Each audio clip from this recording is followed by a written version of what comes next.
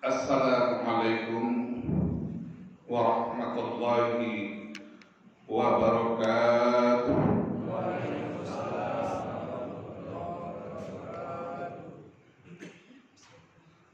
Alhamdulillahi rabbil alamin. Wassalatu wassalamu ala asrafil anbiya'i wal mursalin wa ala alihi wa sahbihi rasulillahi ajma'in. Amma ba'du. Bapak-bapak, ibu-ibu, jemaah salat subuh yang saya hormati, yang dimuliakan Allah Subhanahu wa ta'ala. Pertama dan utama sekali, marilah kita ucapkan puji dan syukur kehadiran Allah Subhanahu wa ta'ala yang telah melimpahkan rahmat dan karunia-Nya kepada masing-masing kita. Mudah-mudahan rahmat dan karunia yang kita terima di dunia ini dapatlah kita pergunakan dengan sebaik-baiknya untuk beribadah kepada Allah Subhanahu wa ta'ala. Mudah-mudahan seluruh rangkaian amal dan ibadah kita diterima dan mendapatkan balasan surganya nanti. Amin ya rabbal alamin. Salawat dan kirim salam tidak lupa pula kita sampaikan kepada Nabi yang amat mulia, mulia tutur katanya, mulia akhlaknya, mulia kepemimpinannya, sehingga beliau dijadikan suri dan tauladan bagi pengikutnya sampai akhir masa beliau. Itulah Nabi besar kita, Nabi Muhammad sallallahu alaihi wasallam. Bapak-bapak, ibu, jemaah salat subuh Masjid Al-Manor yang saya muliakan, kita ini manusia yang diciptakan oleh Allah di muka bumi ini bersifat sementara, dan pada satu saat nanti akan mengakhiri kehidupan dunia ini dalam rangka menuju kehidupan yang sebenarnya, yaitu akhirat. Berarti di dunia ini bukan kehidupan yang sebenarnya, betul? Nah, makanya kita harus mengaji supaya manusia itu bisa selamat di dunia ini, supaya manusia itu bisa selamat nanti di akhirat. Maka itulah Allah menurunkan Al-Quran sebagai pedoman, sebagai petunjuk bagi manusia di muka bumi ini. Selamat, arti kata selamat menempuh perjalanan dunia ini, dan selamat pula nanti dalam menempuh perjalanan wal akhirah. Al-Quran itu sebenarnya diturunkan oleh Allah untuk seluruh manusia, bukan untuk orang Islam saja. Al-Quran hudan linnas, Al-Quran itu petunjuk bagi manusia. Maka pada pagi yang segar dan mulia ini, kita coba sedikit mengevaluasi dan mengintrospeksi diri kita. Sejauh manakah kita mengamalkan Al-Quran itu? Sejauh manakah kita membaca Al-Quran itu? Baik untuk diri kita, anak dan istri kita. Sebab tadi dikatakan Al-Quran itu merupakan pedoman dan petunjuk. Kalau seandainya kita berpaling dengan Al-Quran, maka Allah menjanjikan kepada orang yang berpaling dari Al-Quran itu tentu tidak otomatis adalah kerugian bagi manusia itu sendiri. Bapak-bapak, ibu-ibu yang saya hormati, yang dimuliakan Allah Subhanahu wa ta'ala, Allah mengingatkan kepada manusia agar jangan sampai berpaling. Berpaling itu bagaimana ya? Jauh dari Al-Quran artinya. Nggak dibaca, barangkali tidak diamalkan, sibuk dengan urusan dunia, sibuk dengan aktivitas. Sehingga dengan demikian dalam sehari baca nggak Al-Quran Pak Bu? Katanya pedoman ini ya, dibaca nggak? Alhamdulillah. Kalau seandainya kita berpaling, Allah berfirman di dalam Al-Quran dalam surat Thaha ayat 124. A'udzu billahi minasyaitonir rajim. Bismillahirrahmanirrahim. Wa man a'rada 'an dzikri fa inna lahu 'ishatan dankan wa nahsyuruhu yaumal qiyamati a'ma. Kata Allah, barang siapa yang berpaling dari peringatanku, kata Allah, peringatan Allah itu melalui apa? Al-Quran. Kalaulah Al-Quran sudah berpaling, kita disibukkan saja oleh dunia ini, dan kita harus mengerti bahwa satu tujuan hidup di dunia ini adalah untuk beribadah. Sebagaimana firman Allah, wa ma khalaqtul jinna wal insa illa liya'budun, dan tidak dijadikan jin dan manusia kecuali untuk beribadah. Aktivitas kita untuk mendapatkan sandang papan dan pangan setiap hari itu perlu, tapi pelengkap selama hidup. Bukan tujuan hidup itu. Yang tujuan hidup yang sekarang ini, kita subuh sudah sholat subuh berjamaah, kita dengarkan, kita siram rohani kita supaya lapang, supaya jernih, bisa sejuk dalam berpikir kita, supaya kita bisa selamat menempuh kehidupan yang sebenarnya nanti wal akhirah. Bapak-bapak, ibu yang saya hormati, orang yang berpaling dengan Al-Quran itu condong dengan kehidupan dunia saja, maka Allah memberikan ancaman kepada manusia. Fa inna lahu ma'isyatan dhanka, maka bagi mereka itulah kehidupan yang sempit. Sempit bisa jadi tidak mendapatkan hidayah. Orang sholat, dia nggak sholat subuh. Orang puasa, dia nggak puasa. Ada nggak Pak? Orang pergi umroh, dia udah mampu untuk melaksanakan umroh atau haji, dia nggak mau melaksanakannya. Orang bersedekah, dia nggak mau melaksanakan sedekahnya.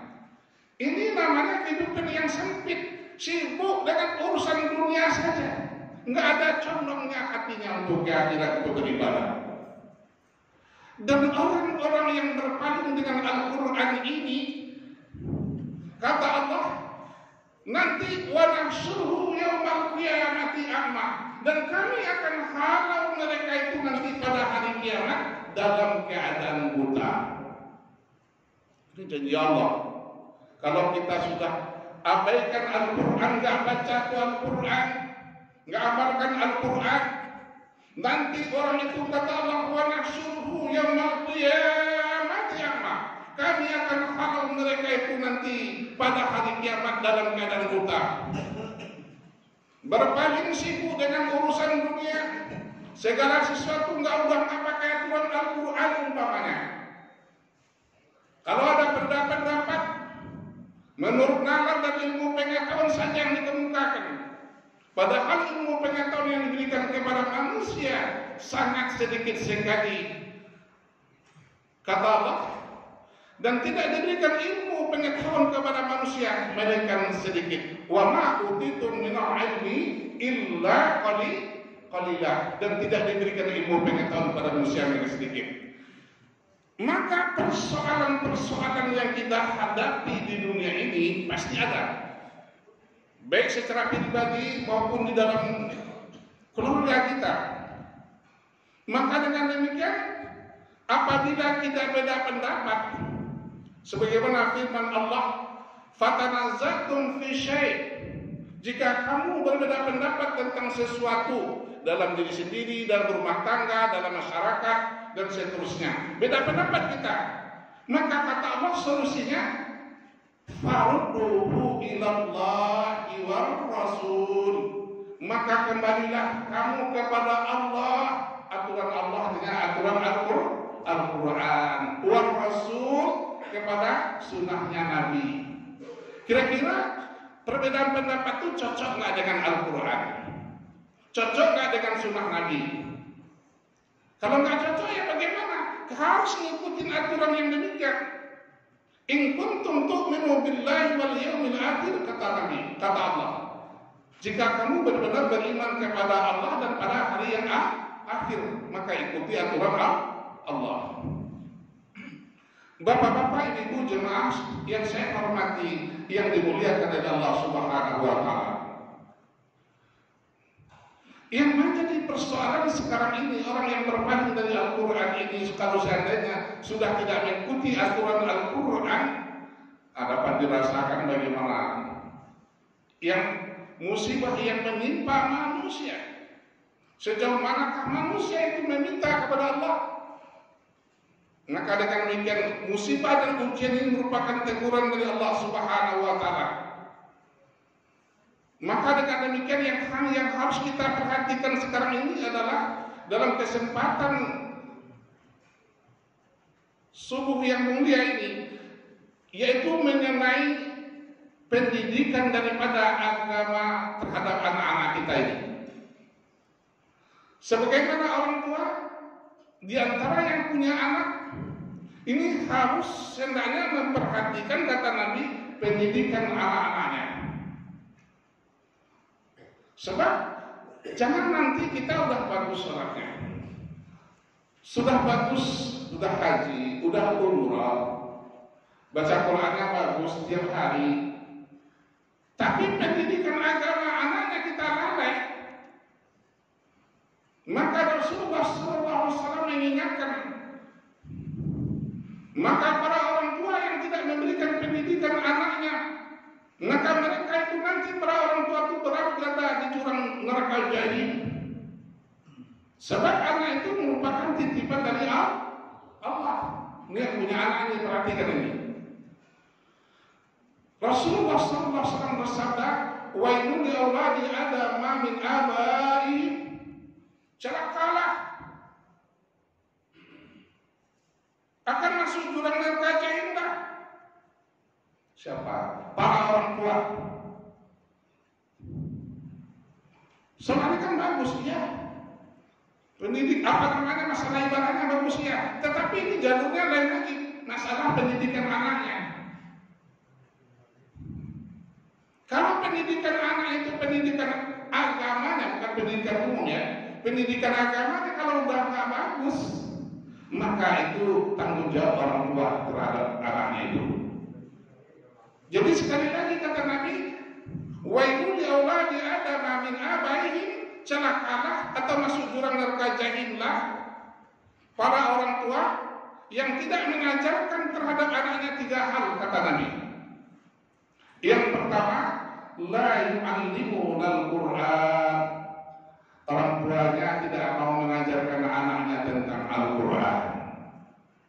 Kira-kira pada kesempatan pagi Jumat subuh yang mulia ini, kita coba evaluasi dan introspeksi diri kita. Adakah anak-anak kita nggak bisa baca Quran? Kalau nggak ada, maka pada kesempatan mulia sebelum kita meninggalkan dunia ini, kewajiban kepada orang sebagai orang tua kepada anaknya, coba itu anaknya suruh bagaimana caranya bisa dia membaca Al-Quran kalau bagi yang tidak bisa membaca Al-Quran. Pakai metode yang pakai bagaimana caranya. Ini Ustaz kita juga ada, Ustaz Rifai. Mudah-mudahan itu kalau yang di sini kan bisa apa itu. Pokoknya bagaimana caranya. Dan saya takut resikonya, mau nggak Bapak nanti dalam jurang neraka jahim gara-gara anaknya.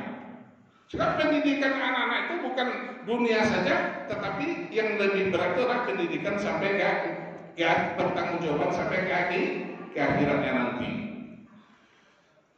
Yang kedua kata Nabi, wal adab. Dan anak itu harus mengerti adab sopan santun. Anak itu ajarkan bagaimana berakhlak, berbudi pekerti yang baik, bagaimana cara bertutur kata kepada ibu bapaknya. Jangan sampai anak-anak itu, nada anak itu berkata kepada orang tuanya lebih tinggi nadanya daripada orang tua. Dan kata Allah, jangan sampai anak itu membentak-bentak orang tuanya. Enggak boleh. Maka ini diajarkan akhlak budi pekerti. Jangan kita punya anak tapi tidak punya akhlak. Kasihan itu. Kalau pendidikan umum saja yang kita perhatikan bagus. Berapa banyak kalau seandainya pendidikan umumnya S1, S2, S3 bahkan sampai guru besar. Kalau tidak punya iman dan akhlak bagaimana itu? Ibarat kebun nggak ada pagar, los, semaunya. Kenapa? Iman dan akhlaknya tidak ada. Nanti disuruh sholat subuh nggak mau, padahal sudah balik. Maka dengan demikian pendidikan agama ini sangat penting. Yang kedua, yang ketiga kata Nabi, wal farda. Ajarkan kepada anak itu harus mengerti kewajiban dalam agama. Bagaimana kewajiban kepada agama, salatnya. Jangan sampai anak itu tidak dididik salat.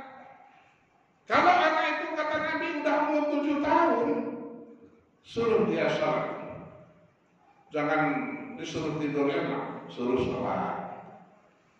Kalau kata Nabi umur anak itu sudah 10 tahun, kalau tidak mau dia sholat, pukul kakinya.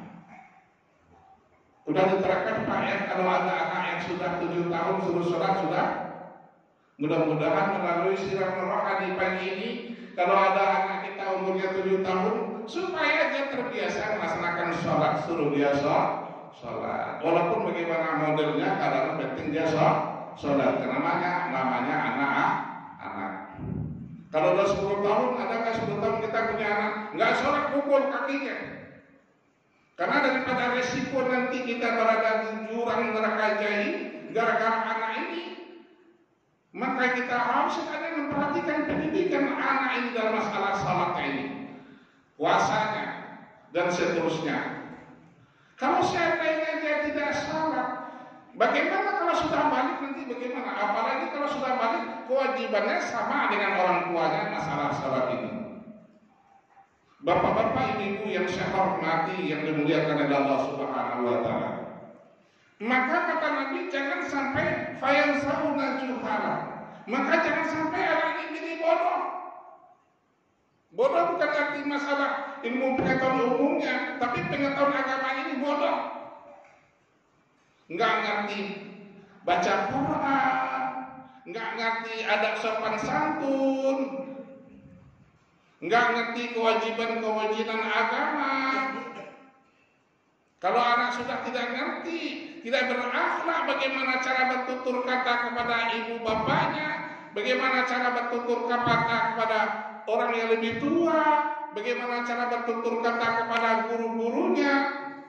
Karena sopan santun ini penting sekali supaya anak-anak ini betul-betul anak-anak yang sesuai dengan aturan daripada selamat dia dunianya adanya dan selamat pula di akhiratnya. Kalau pendidikan agamanya nggak ada, banyak orang S1, S2, S3 guru besar, tapi tidak punya akhlak, tidak punya iman, itu banyak kan berantakan di antaranya. Betul Pak? Udah sedia Pak di atas, udah wah. Kenapa? Semaunya dia nggak pakai aturan Al-Quran. Ya udah begini aja. Kenapa? Karena nggak didik dulu orang tua, oleh orang tua barangkali, orang tuanya barangkali. Bapak-bapak, ibu-ibu yang saya hormati, yang dimuliakan oleh Allah Subhanahu wa taala. Maka dalam masalah Al-Quran ini sedikit kita singgung. Banyak di antara kita ini, kalau kita adakan sensor diadakan evaluasi umpamanya di masjid ini umpamanya. Cobalah kalau mau setuju, ya ini untuk keselamatan bersama. Bagaimana kita adakan baca Al-Quran, Al-Fatihah dan 3 surat pendek yang fasih, yang benar menurut bacaannya. Kalau semuanya nanti barangkali bingung. Sebab kita ini pasti akan menjadi imam, menjadi pemimpin, terutama pemimpin sholat di rumah. Kalau Al-Fatihahnya nggak benar gimana?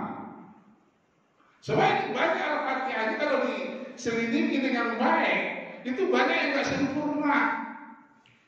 Ya, makhrajul hurufnya, huruf dan seterusnya. Kita coba lihat sedikit umpama cara Al-Fatihahnya. Dan saya juga masih belajar Pak ya. Kalau salah nanti tolong ditegur.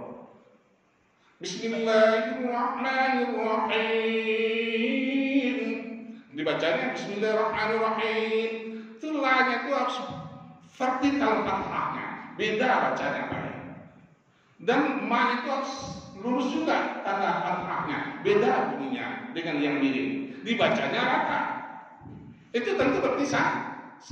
Yang salah tulisannya atau yang bacanya? Yang membaca. Baru Bismillah. Penting, bukan masalah kecil. Kalau ditanya, oh saya 17 kali sehari semalam membaca Al-Fatihah. Iya, udah berapa tahun yang saya baca Al-Fatihah? Baru Pak Firdaus ini yang mencoba-coba apa-apakan saya. Bukan begitu masalah bagi yang tidak sempurna. Sebab ini masalah Fatihah ini masalah penting. Sebab kita bagian daripada rukun salat. Bismillahirrahmanirrahim. Lima kali sukunnya itu harus jelas. Kemudian nanti dikasih sertifikat. Ini bapak ini udah lulus. Kalau mau, karena ini dari Masjid Al-Manar, ini udah lulus bapak ini. Ada ini. Kalau mau diperiksa itu penyakit, diperiksa dokternya, dokter Al-Fatihahnya dia pakai oleh Pak Ustadz, Pak dan seterusnya. Kemudian juga harus memperhatikan Alhamdulillahirabbil alamin. Nah, haknya itu betul-betul hak kecil. Ain itu betul ain, jangan alif. Dan min itu betul mak itu sempurna. Karena ini bacaan Al-Quran itu pakai hukum, namanya ilmu tajwid. Alhamdulillahirabbil alamin. Coba ibu-ibu baca semuanya.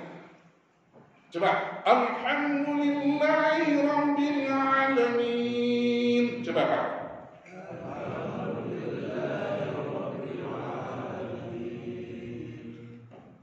Ar-Rahmanir-Rahim. Jadi hanya jangan H besar ya, H kecil itu. Sini nyangkut. Ar-Rahmanir-Rahim. Coba. Ar-Rahmanir-Rahim. Maliki yaumiddin.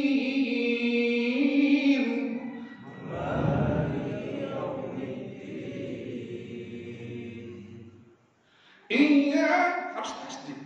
Tarik. Iya jangan iya. Kalau iya nggak pakai tasdid. Dua iyanya. Iyyaka na'budu wa iyyaka nasta'in. Iyyaka na'budu wa iyyaka nasta'in. Ihdinas siratal mustaqim.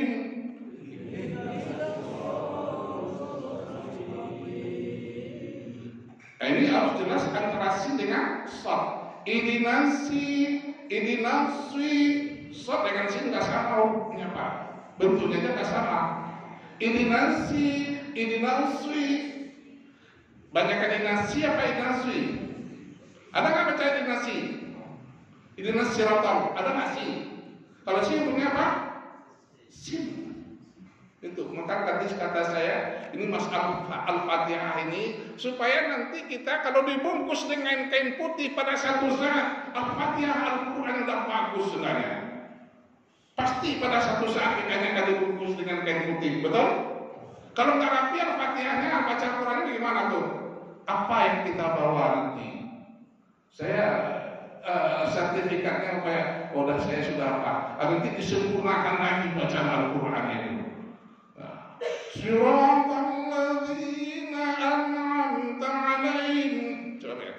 Siratal ladzina an'amta 'alaihim. Ladzi.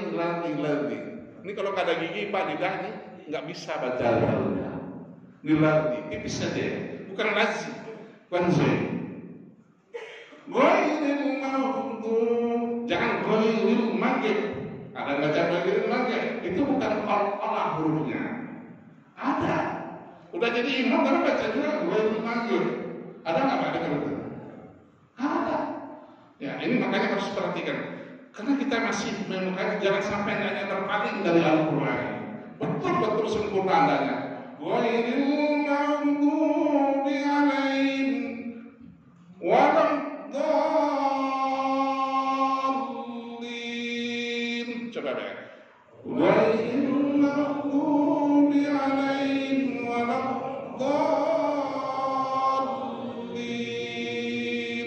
Alamnya itu betul-betul dua. Waladdallin.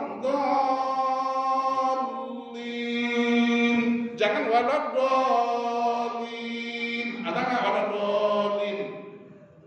Itu lamnya ke atas, tasdihnya kemana? Gitu ya. Ini ajarkan pula kepada anak kita supaya rumah tangga itu betul-betul sejuk. Baca Al-Fatihahnya hendaknya. Maka dengan demikian itu ada sertifikatnya supaya kalau mana yang mau ya syukur alhamdulillah saya coba diuji Ustaz. Nanti saya bagaimana Al-Fatihah saya 3 surat yang 3 surat atau 4 surat atau 5 surat supaya nanti kalau udah menurut Ustaznya udah bagus nanti Bapak bisa ngajar lagi kepada putra putrinya, istrinya karena jadi pemimpin itu akan dipertanggungjawabkan nanti di akhirat. Apalagi hukum ilmu tajwid ini banyak sekarang yang nggak ngerti ilmu tajwid. Baca Al-Quran itu aduh saya bagaimana? Kalau kamu jadi imam nggak di sini ya, di tempat lain saya dengar aduh bagaimana berantakan. Ini perlu juga enaknya. Bagaimana imam-imam itu supaya bacanya bagus. Kalau udah bagus maka barakahnya bukan main nanti itu yang dirasakan. Dan dengan demikian kalau Al-Quran itu mudah kita baca dengan baik dan benar, mudah-mudahan sebagaimana janji Nabi, Al-Quran itu nanti akan memberikan bersama, akan memberikan pertolongan kepada orang yang mau membacakan. Kata Nabi, "Iqra'ul Qur'an fa innahu ya'ti yaumal qiyamati syafi'an li ashabi." Bacalah Al-Quran.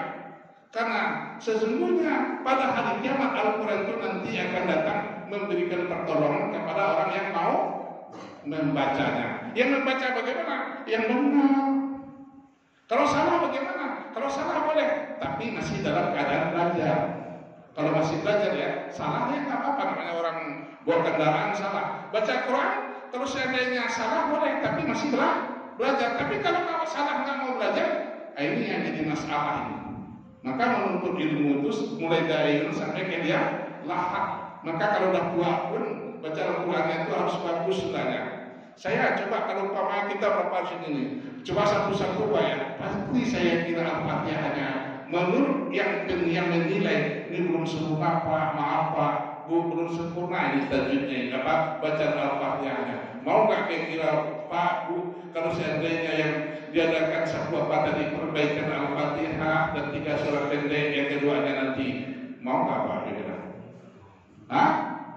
Bagaimana Pak Ustaz? Ini mau coba diadakan nanti kapan? Pemanya 10 orang dulu atau secara menyeluruh atau bagaimana?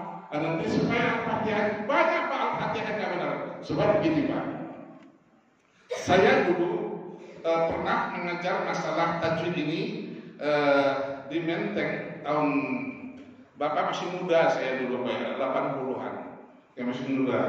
Nah, jadi di situ kemudian saya sebuah instansi. Saya diminta untuk mengajar, belajar dulu di situ rencananya. Tahu-tahu saya diminta untuk mengajar. Setelah diperhatikan gerak-geriknya saya barangkali oleh apa? Karena saya dari Sumatera Barat, karena ditempa dengan ilmu Al-Quran yang baik, yang bagus. Saya sudah kelas 4 SD itu sudah khatam Al-Quran, alhamdulillah juara 1. Saya diangkat untuk jadi guru bantu sambil bapak dulu. Karena sempat. Jadi bagaimana baca cara dan alhamdulillah saya sekarang ada sebuah metode. Metode untuk membaca Al-Quran yang benar ini judul kita, supaya kita jangan berpaling dari PA dengan Al-Quran. Dan alhamdulillah di situ tuh di Menteng itu banyak instansi. Dulu saya ada dari instansi Bank Ekspor Impor, saya diminta mengajar di kantor pusatnya, sekarang udah ada manajer namanya Bank Mandiri. Suatu saya diminta di perusahaan Angkasa Pura 1 kantor pusat, Angkasa Pura 2 kantor pusat, Dirjen Perhubungan kantor pusat, Garuda Indonesia kantor pusat. Dan kemudian di Indosat saya pernah 18 tahun membenahi supaya ini bagus. Dan nanti kalau saya tinggalkan, tinggal meneruskan, karena tahu bagaimana seterusnya orang-orang. Dan ilmu sistem ini saya berikan buka sedikit sistemnya. Kalau pemuda itu tak sulit Pak ya. Saya pakai buku rumus. Ya, rumusnya adalah pertama orang itu mengenal huruf, yang kedua harus mengenal bentuk huruf, yang ketiga mengenal harokat. Udah 3 aja. Bagaimana cara mengenal nama huruf? Huruf itu diperkenalkan dengan pakai rumus bagi saya. Rumusnya adalah 1, 3, 3, 2, 7 kali, 1, 9 kali. Artinya dia dikenalkan memberikan nama. 1, alif. 2, 3 pertama Batara. Kenapa bentuknya sama?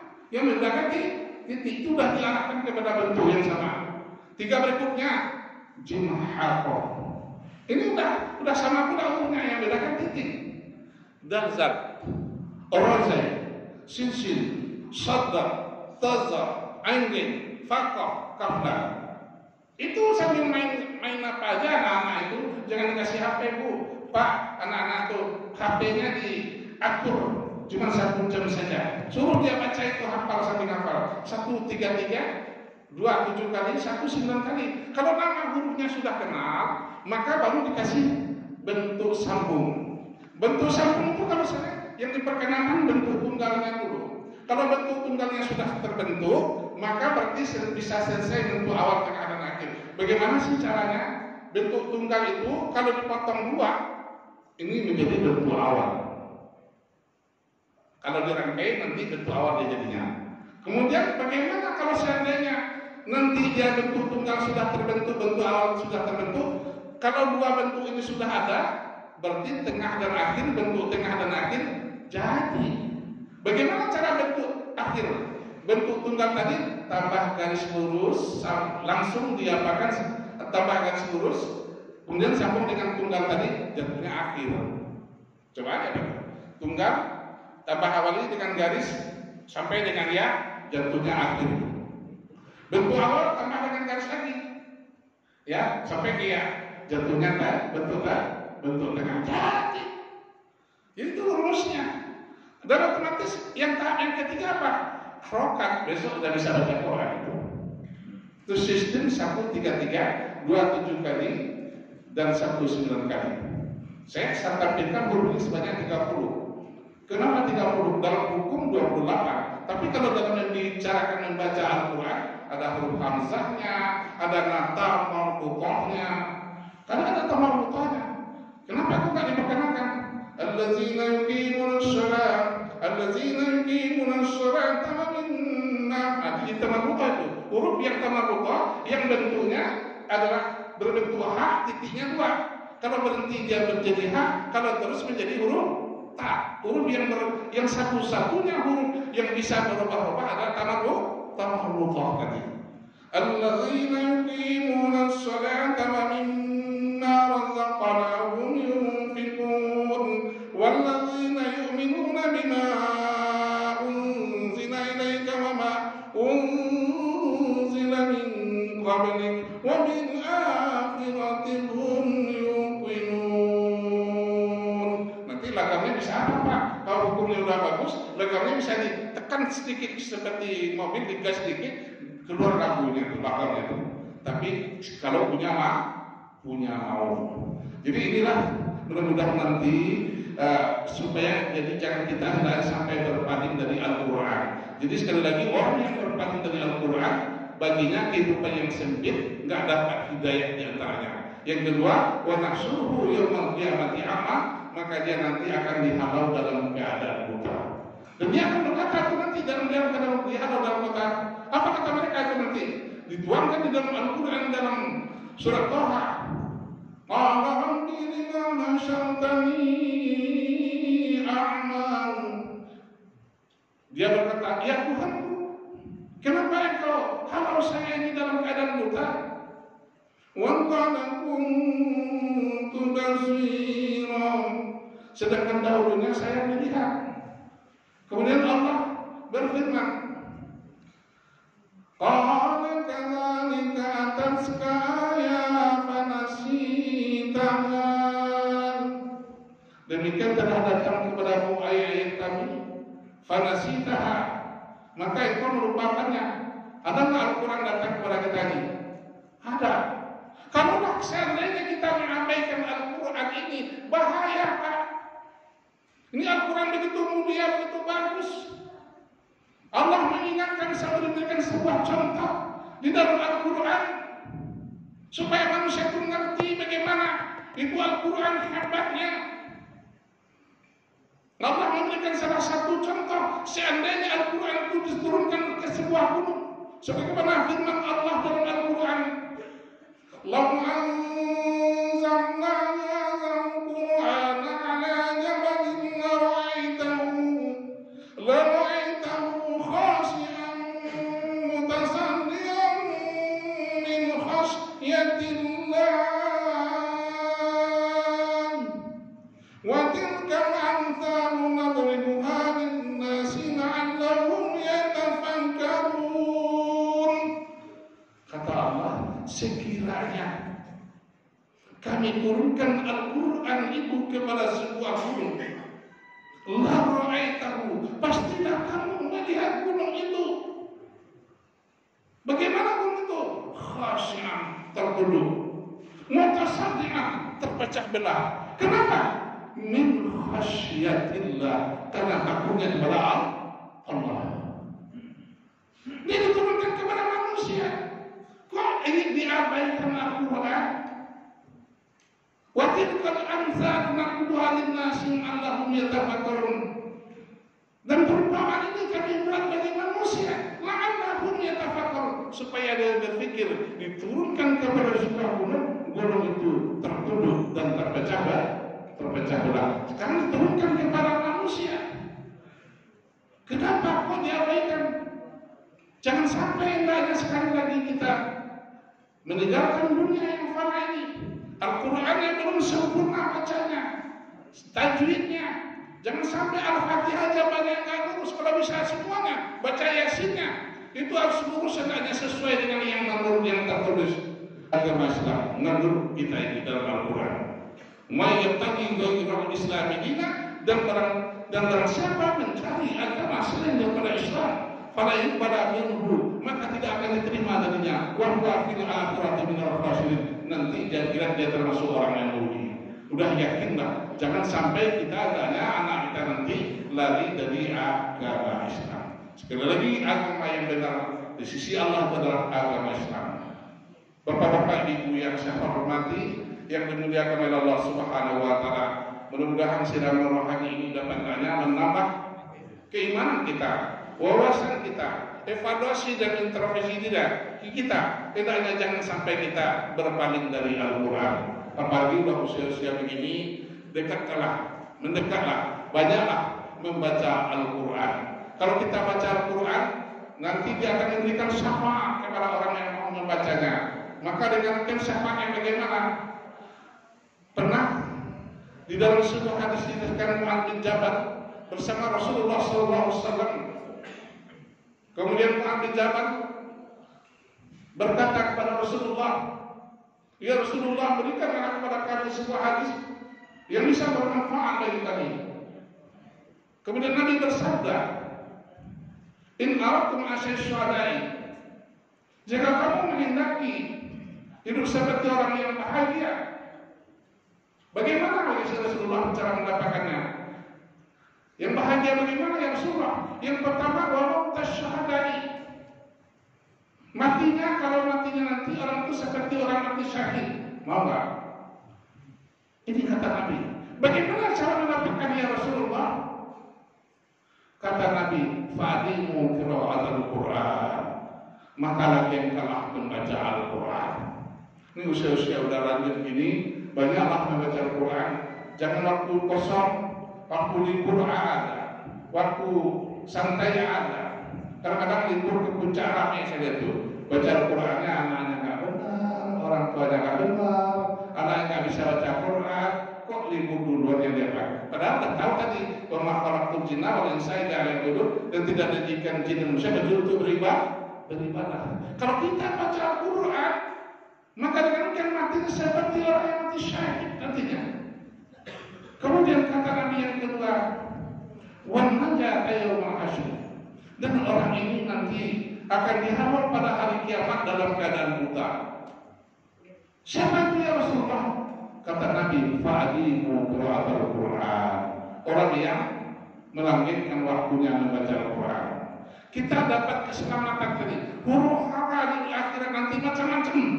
Tetapi orang ini nanti prioritas diselamatkan nanti pada hari kiamat. Bagaimana cara diselamatkannya pada hari kiamat itu nanti? Yaitu dengan cara fa'alimu qira'atul Quran, dengan melangitkan membaca Al-Quran. Makanya kalau orang yang pintar itu adalah sebab dunia ini lamanya di dunia ini paling 2 jam di akhirat Pak. 2 jam di akhir buka tuh surah Al-Mu'minun ayat 112, 113. 2 jam. Kalau salah kita menempuh kehidupan dunia ini. Wal 'asri innal insana lafi khusrin illa alladziina amanu wa 'amilus shalihat. Demi masa sesungguhnya manusia itu dalam keadaan rugi. Siapapun manusianya, mau petani, mau pedagang, mau menteri, mau presiden, rugi. Yang beruntung itu menurut Allah dalam Al-Quran ini, innal ladzina amanu wa 'amilus shalihat. Kecuali yang beruntung itu adalah orang yang beriman dan beramal saleh. Itu yang beruntung. Maka kita ini 2 jam banyak godaannya, banyak. Maka Allah ingatkan tadi, demi masa sesungguhnya manusia rugi. Kenapa rugi? Hidup cuma 2 jam di dunia ini. Kok sampai salah pula menempuh perjalanan kehidupan dunia ini? Sibukkan oleh dunia. Dunia ini banyak Pak permainan dan segala orang nggak akan henti sampai nanti hari kiamat ini. Oh, kalau makanya Allah mengingatkan bagi manusia jangan hendaknya terperdaya oleh kehidupan dunia ini. Sebab dunia ini sebentar. Salah menempuh kehidupan dunia ini masuk neraka nanti kita sehari di neraka setara dengan 1000 tahun di dunia. Maka dengan demikian Allah telah ingatkan dalam Al-Quran, wa ma hazil hayatud dunya illa lahu wa la'ib wa innal daral akhirata lahiyal hayawan law kanu ya'lamun. Dan kehidupan dunia ini penuh dengan permainan dan senang guraunya. Dan kehidupan akhirat itulah kehidupan yang sebenarnya. Lau kanu ya'lamun. Jika kamu benar-benar mengetahui. Kalau nggak percaya dengan akhirat, ya udah jangan mati. Kalau nggak percaya dengan akhirat, jangan mati. Tapi nggak mungkin ya. Kalau nasib tak itu tempat setiap yang bernyawa pasti akan mati. Maka dengan demikian banyak-banyaklah mungkin keliru selama ini. Banyak-banyak minta ampun kepada Allah. Wasyarimu ila maghfiratin min rabbikum wa jannah. Wa jannatin 'arduhas samawati wal ardu uiddatil muttaqin. Bersyukurlah. Banyak-banyaklah kita mohon ampun kepada Allah Subhanahu wa taala. Yang Allah sudah luas, sudah siapkan surganya seluas langit dan bumi yang disiapkan bagi orang yang takwa. Jadi makanya saya minta mudah-mudahan kalau Bapak mau, Ibu mau, Al-Ikhlas surah Al-Fatihah nanti coba itu. Al-Fatihahnya surah pendeknya. Karena kalau kita surah sendiri di rumah takutnya berubah semua. Al-Fatihah itu bagian dari rukun salat. Kalau nggak benar bagaimana? Ada orang baca Al-Fatihah suruh jadi imam nggak lulus. Pendidikannya sih bagus. Saya nggak sebut orangnya ya. Bagus pendidikan, suruh jadi imam mau aja dia. Dia baca suruh jadi imam Al-Fatihahnya keluar total. Makanya sekali lagi enak Pak kalau kita sambil duduk kalau kita baca Al-Fatihah dengan benar senang rasanya. Mungkin berakahnya Al-Fatihah ini ya. Dan dengan demikian mudah-mudahan apa kita yang kita apakan ini yang kita kaji pada pagi ini tidak ada melunang dengan Al-Fatihah ini dengan surah-surah yang lain yang kita baca nanti mudah-mudahan Allah memberikan kesejukan, keteduhan hati kita dan barokah daripada rezeki yang kita terima dan mudah-mudahan kita diselamatkan nanti dalam menempuh perjalanan kehidupan dunia dan perjalanan kehidupan akhirat nanti, baik untuk diri kita dan keluarga kita. Jangan sampai sekali lagi anak-anak kita nggak bisa baca Quran, nggak ngerti adab sopan santun, nggak ngerti agama. Jangan sampai anak itu menjadi bodoh, kata Nabi. Wa ana barihum min haula. Saya sebagai Rasulullah lepas tangan kepada orang tua yang tidak memberikan pendidikan agama terhadap anaknya itu. Jangan pendidikan umum saja, ya. Ini soalnya kalau pendidikan umum, ya kira nggak ditanya, ya itu apanya. Barangkali kalau ada yang mungkin menyangkut dengan agama, ya tentu akan ditanya nanti. Ya saya kira barangkali mudah-mudahan dapat adanya kajian kita ini bermanfaat bagi kita. Dan sekali lagi apabila ada kekeliruan dan ada kesalahan dari saya mohon maaf dengan seikhlas-ikhlasnya. Dan mari kita tutup dengan membaca Al-Fatihah sekali lagi. Mudah-mudahan sekalian mengevaluasi dan mengintrospeksi diri kita, bagaimana sih membaca Al-Fatihah yang benar walaupun saya masih belajar sebenarnya. Bismillahirrahmanirrahim. Semangat Pak Bu. Bismillahirrahmanirrahim. Alhamdulillahi Rabbil Alamin. Alhamdulillahi Rabbil Alamin. Ar-Rahmanir-Rahim. Ar-Rahmanir-Rahim. Maliki yaumiddin. Maliki yaumiddin. Iyyaka na'budu wa iyyaka nasta'in. Iyyaka na'budu wa iyyaka nasta'in.